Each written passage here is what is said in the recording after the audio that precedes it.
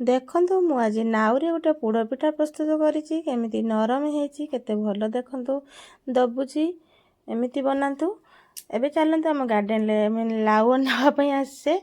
ଦେଖନ୍ତୁ ଆମ ଗାର୍ଡେନରେ ଏଇ ଫଳଟି ହେଇଛି। ଆପଣମାନେ ଯଦି ଏଇ ଫଳକୁ କେହି ଜାଣିଛନ୍ତି ତାହେଲେ ନିହାତି କମେଣ୍ଟରେ ଜଣେଇବେ।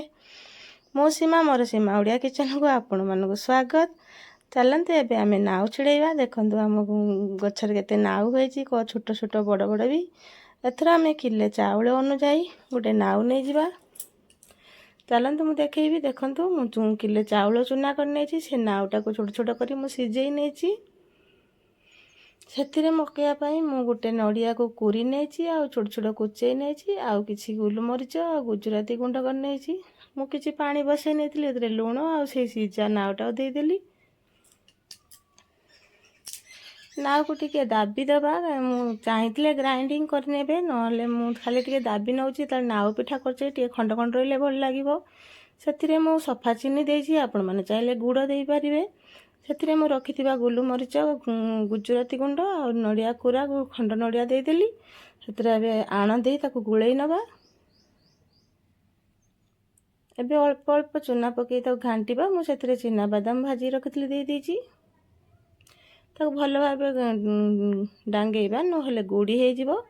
ଏମିତି ଡାଙ୍ଗେଇ ଚାଲିଥିବା। ଦେଖନ୍ତୁ କେମିତି ଆସ୍ତେ ଆସ୍ତେ ଖଳି ହେଇ ଆସିଲାଣି। ବେଶୀ ଟାଣ କରିବେନି କି ନରମ କରିବେନି, ଠିକ୍ ମାପରେ ରଖିବେ। ବେଶୀ ଟାଣ ହେଲେ ପିଠାଟା ଭଲ ହାର୍ଡ଼ ହେଇଯିବ, ଭଲ ହେବନି। ଦେଖନ୍ତୁ ମୋର ପ୍ରସ୍ତୁତି ହେଇଗଲା ଖଳି। ଏଥର ମୁଁ ଘଷି ନିଆଁ କରିନେଇଛି। ସେଇଥିରେ ମୁଁ ଯେଉଁ ପିଠାଟା ପୋଡ଼ିବି। ଦେଖନ୍ତୁ ଏଥର ଗୋଟେ କଦଳୀପତ୍ର ସେକି ନେଲି। ସେଇଥିରେ ମୁଁ ଏଥର ଖଳି ଗୁଡ଼ାକ ଦେଇ ଅଳ୍ପ ଅଳ୍ପ ଦାବି ନେବି। ପାଣି ହାତ ହୋଇ ଦାବିବେ, ନହେଲେ ବହୁତ ଗରମ ଅଛି, ହାତ ପୋଡ଼ି ପକାଇବ।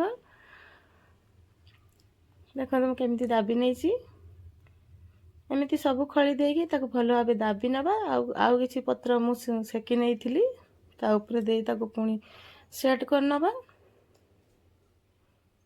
ଦେଖନ୍ତୁ ଭଲ ଭାବେ ଏମିତି ଦାବି ନେବେ। ତା ଉପରେ କିଛି କଦଳୀପତ୍ର ଦେଇ ଆମେ ଯେଉଁ ଘଷିଟାକୁ ମୁଁ ନିଆଁ କରିଛି, ସେଇ ଘଷି ନିଆଁଟାକୁ ତା ଉପରେ ଦେବି।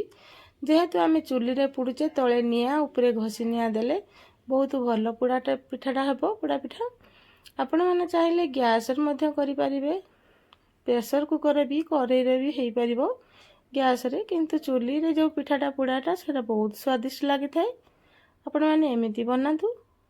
ଦେଖନ୍ତୁ ଯଦି ଏମିତି ମୋ ପ୍ରସ୍ତୁତି ପ୍ରଣାଳୀ ଆପଣମାନଙ୍କୁ ଭଲ ଲାଗୁଥିବ ତାହେଲେ ନିହାତି କମେଣ୍ଟରେ ଜଣାଇବେ।